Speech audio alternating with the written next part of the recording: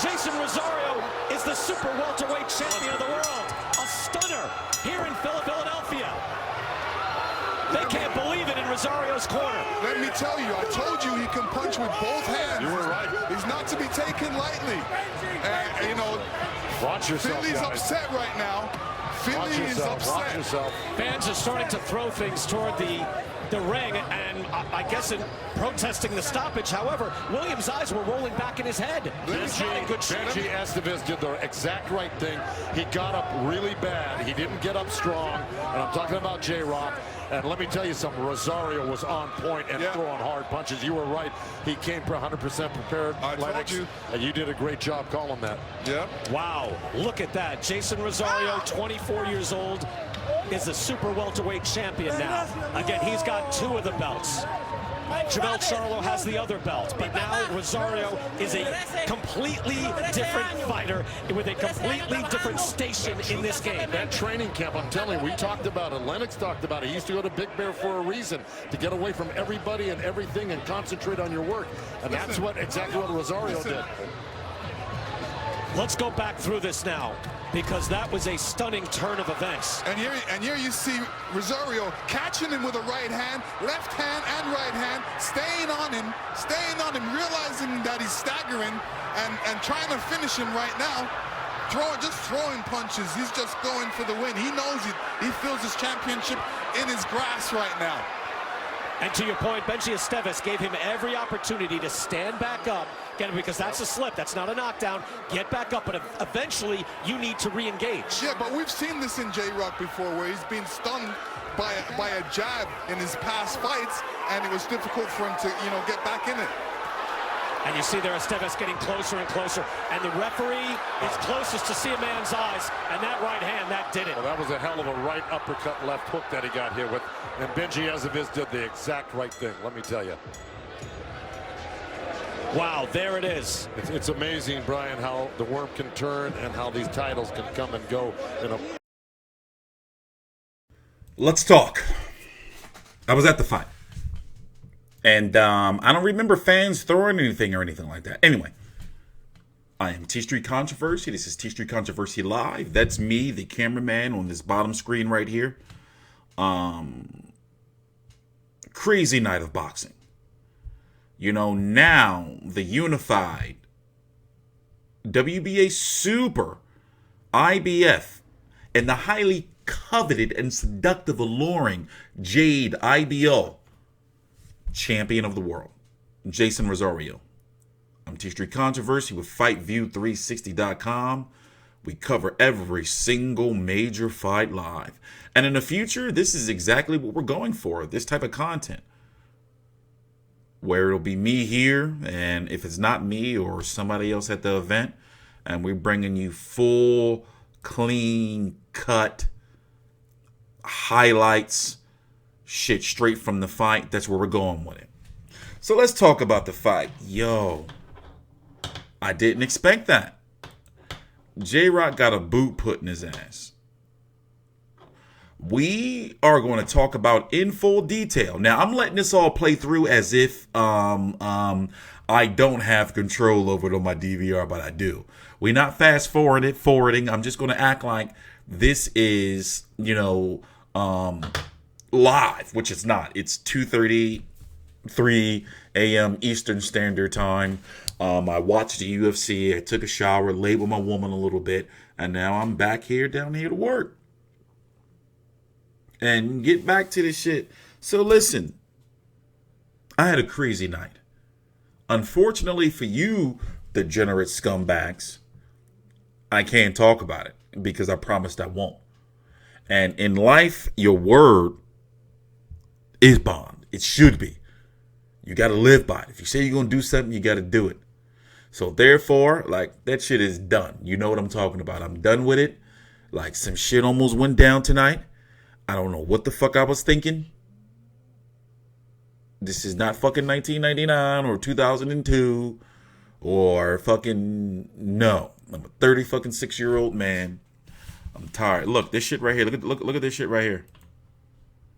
He's on top of the world. He's on top of the world. He's on top of the world. I got a chance to talk to his trainer, Luis Perez. I actually talked to Jeison. I don't know why I keep calling him Jeison. I actually talked to him earlier this week.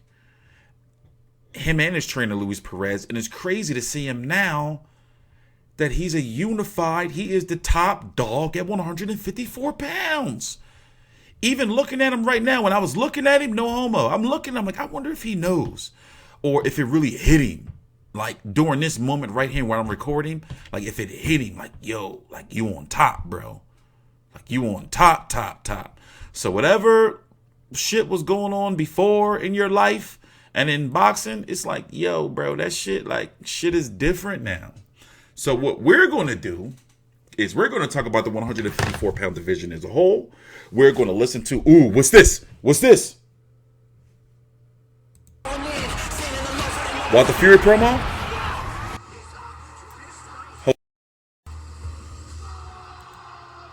I don't like the music, though. The music might get me copyrighted. Ooh, we got a Want the Fury 2 promo. Ooh, finally. This is the first one, ladies and gentlemen. This is the first one. Ooh, seductive. You can buy it on Fox and ESPN Plus. Wow. Oh, wow, Jesus. Look at his eyes. Bro, the power difference was vast. It was vast. Like, dude didn't come the fuck around. So what we're waiting for is the post-fight interview. He was in the ring after for a while.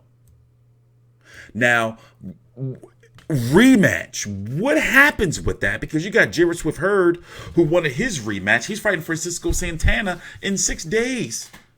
He better not lose. Now, remember, Jesse Hart lost at the Atlantic City fight. Am I the jinx? Is TstreeT the jinx? Jesse Hart lost last week. I was at that fight, a fight he wasn't supposed to lose on paper. Fucking Julian Jrock Williams lost this week, a fight he wasn't supposed to lose on paper. Thank God I'm not going to Danny Garcia fight, because Danny Garcia fuck around and lose to Ivan Rakic. Let's listen in. He is the winner by it might be a while. Please subscribe. Knockout.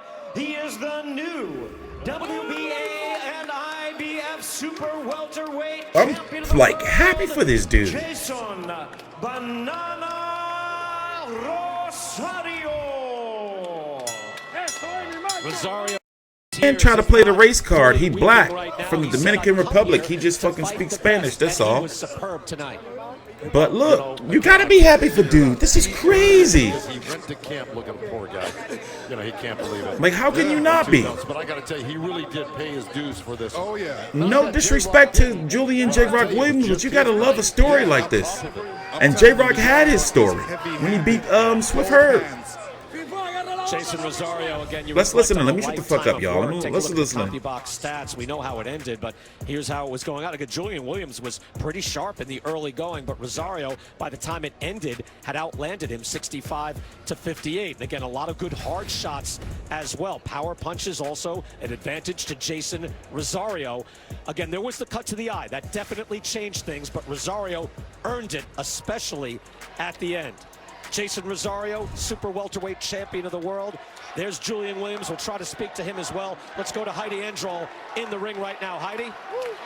Thank you very much, Brian. Well, Jeison, I see the emotion on your face. I saw the tears flow when you were handed those belts. Describe to me what this moment is like for you right now. Vimos la emoción, vimos que estaba demasiado emocionante por ganarte estos 3 títulos. Dile ahora mismo al público esta emoción que tú tienes en estos momentos. De verdad es algo que en sí ya yo sabía porque venía a hacerlo. Yo había hecho una promesa cuando perdí, que no tenía pensado volver a perder hasta que me hiciera campeón del mundo. Cuando me hiciera campeón del mundo iba a luchar más fuerte por los títulos. Lo tengo. De verdad que me siento tan emocionado que mis lágrimas no pueden parar. Yeah, I gotta keep crying because I'm so emotional in this moment right now. When I lost my last fight, I said I will never lose again until I become champion of the world, and that's what happened tonight. I came prepared, so I knew before the fight that I was going to win it. You did say that you were going to win it. You, in fact, called this your house. You went away for 16 weeks. You left your family. You did what you called training camp, kind of, for the first time. Do you wish you had done that sooner? Tú dijiste que esta era tu casa, Filadelfia, y que tenía 16 semanas que nunca había entrenado como entrenaste para ahora. ¿Qué le tienes que decir a la fanaticada después de eso? Bueno, creo que el trabajo se vio. Ahora vamos a entrenar más duro para aguantar esto para por mucho tiempo. Realmente lo único que quiero es darle gracias a Julian Williams, a toda Filadelfia, porque si no hubiera sido por ellos que me dan la oportunidad, no hubiera sido posible esto. Y ella también preguntó si es la primera vez, si hubiese adelantado otra vez entrenar las 16 semanas mucho más antes, después de recibir tantos elogios y hacer tanta práctica ahora. Bueno, claro que sí. Yeah, I would have definitely started training a little earlier if I knew these were going to be the results. He wants to thank Philadelphia. He also wants to thank Jrock, because without this opportunity, he would not be champion today. I know that you were a big underdog. This is an incredible moment for you. Congratulations on a great win. I do want to get an opportunity to speak to Jrock. Thank you. I know a lot of great mutual respect. Hold on, let me stop right there. This video is probably going to push to about 20 minutes. We're 11 minutes. We are 11 minutes in. We're 11 minutes in. And they're about to talk to Julian Jrock Williams. I did get a chance to talk to the trainer of Jeison Rosario, and they are saying listen. Let's get through Jrock's interview, post-fight interview, and I want you to listen to this right here from the trainer. Now, once again, I've been working on some things. It is 2020. I've been keeping things close to the chest for quite some time now.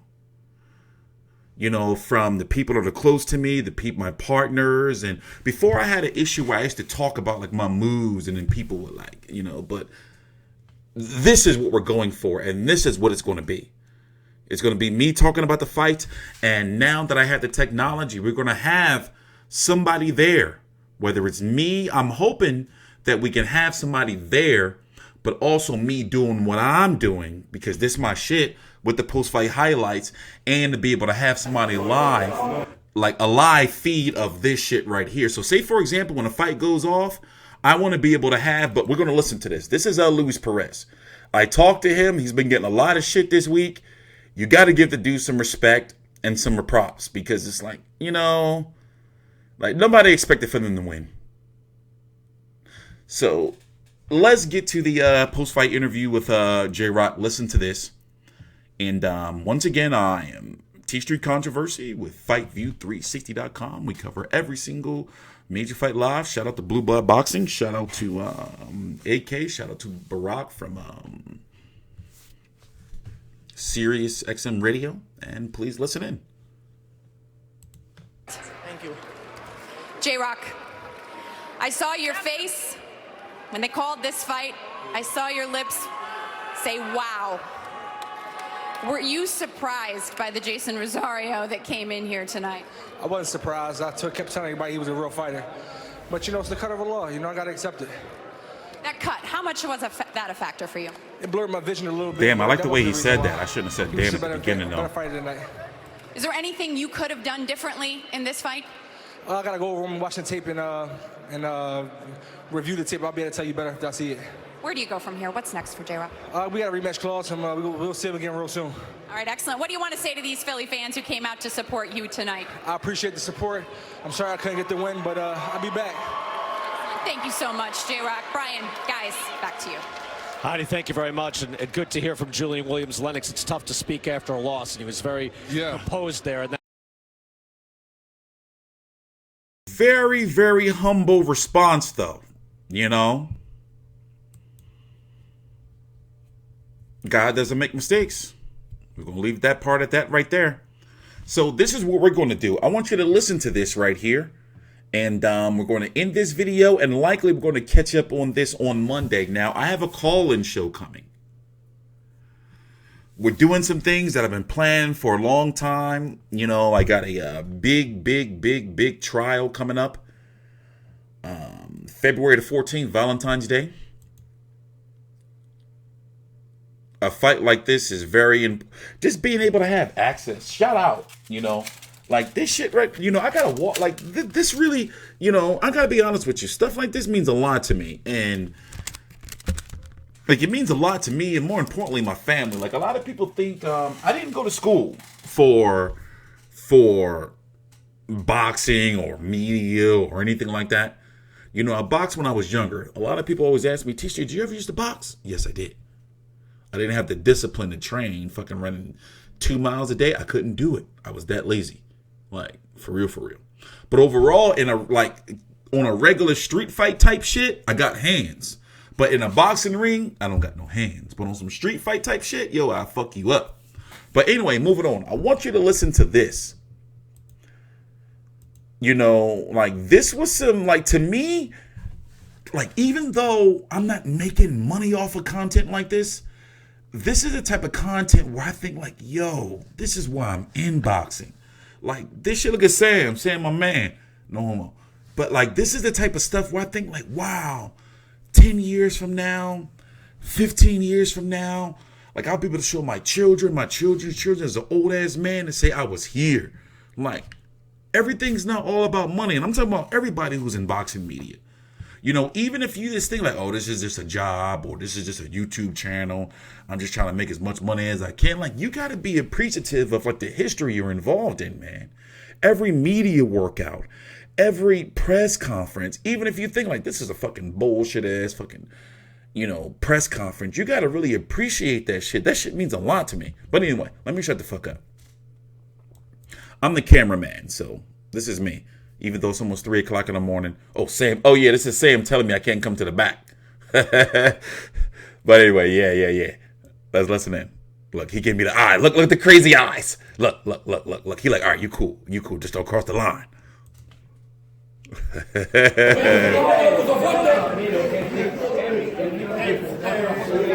Let's go full screen, my bad.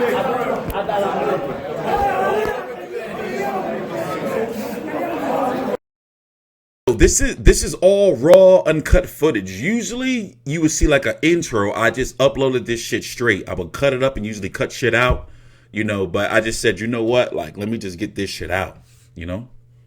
But listen in. Please subscribe.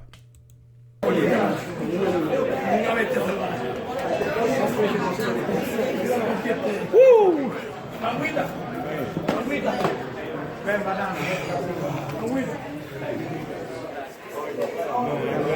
How you doing, Coach? It's your first unified champ?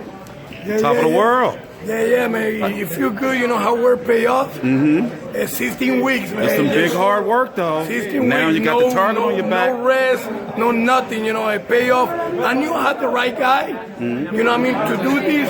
All I needed him to sit with me for 16 weeks, and you saw the results. Well, now you got it. So what do you want next? Listen, Charlo, WBO. I'll be honest with you. My job is to get him to do this. That's up to the promoters. Whatever the promoter bring, we're ready to fight. Well, you did an excellent job. Thank Nobody you. expected that. I got to be honest with you. Thank you. You know, especially after watching all of his fights as I have. You know, it looks like a big improvement, like a huge improvement. I got to tell you championship something. improvement. I got to tell you something. Everybody prepare for the Jeison Rosario days on TV. Nobody prepared for the Jeison Rosario 16 weeks with me, day by day, and you saw the improvement. Not only we were stronger, we could bust. We were busting also. I see it, the jab. Yeah, we also showed the jab, hand movement, stuff that people didn't think he could do. So the rematch, I know you got to go. If there is a rematch, if it goes that way, many people feel that usually if a fight ends the way that it did that way, then usually the rematch may be much worse. So will you be welcoming the rematch with open arms, expecting the same result, or would you like to go for the other two titles? No, definitely 100%. I thank Julian for the opportunity. There's no way I would deny his opportunity back. Okay. If he need it, 100%. We appreciate. We never met it here. If it wasn't for him, give us the opportunity. So it's up to my heart to give him the opportunity. If he want it, we definitely give it to him because he gave it to us. He deserves it. All right. Fans will hold you to that. Congratulations. That's some big Thank you shit. so much. Thank you. All right. Have a good night. So y'all heard him, and I know how you motherfuckers are. You know, put it this way, I'm sorry, you know, to Jarrett Hurd. Now, in hindsight, meaning that if I was to go back in time, I kind of wish I did put in credentials for Danny Garcia versus Ivan Radcak and Jarrett Swift Hurd versus Francisco Santana.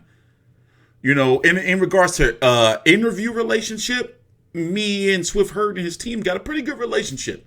So I gotta be honest with you, I sympathize where he's coming from.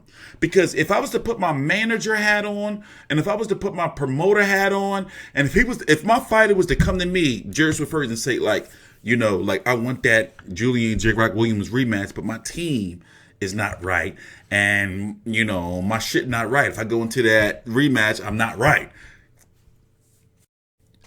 I can sympathize with that, but also I gotta be like, damn, champ, you gotta go to the back of the line, though. You see what I'm saying? Like, you got this free pass right here, or get out of jail. Like, you lost convincingly, but you get to run it back.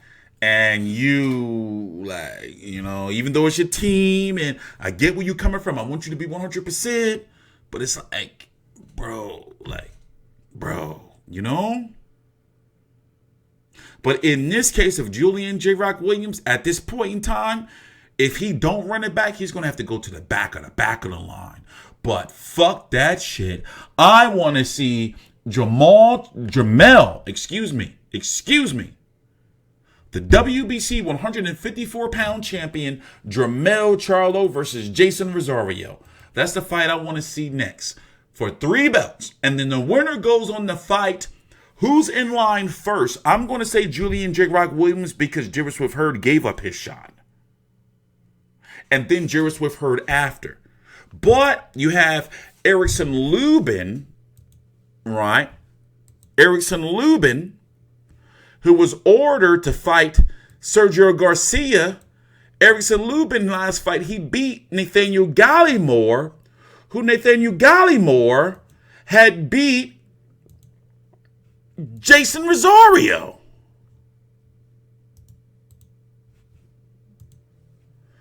Deep storyline there. 154 pounds is where it's at. Deep storyline there. Now, right now, he's out of the mix. He's lost 2 of his last 3.